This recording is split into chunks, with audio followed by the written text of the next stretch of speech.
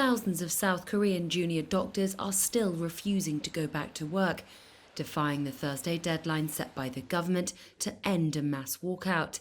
처분을 하기 전에 Vice Health Minister Park Min-soo told a briefing the physicians risk having their medical licenses suspended if they do not return to hospitals. He added that as of Wednesday, only 294 of the more than 9,000 trainee doctors are back at work.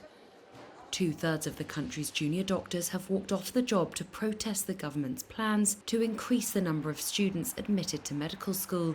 The plan aims to boost numbers of physicians by 2,000 each year to address what the government says is a shortage of doctors.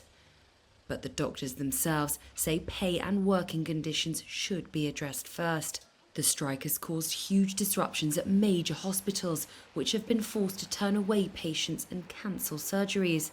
Junior doctors are crucial for South Korea's highly regarded medical system, making up 40% of staff at large teaching hospitals.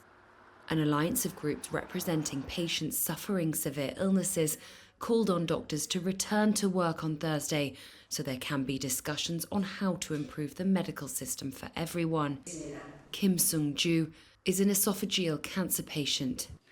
이런 환자들의 치료가 지연되고 있고 There are news reports about the delayed treatment of patients.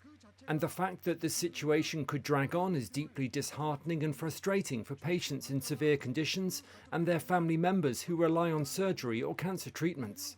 Due to the reality of a medical vacuum, there are no alternatives.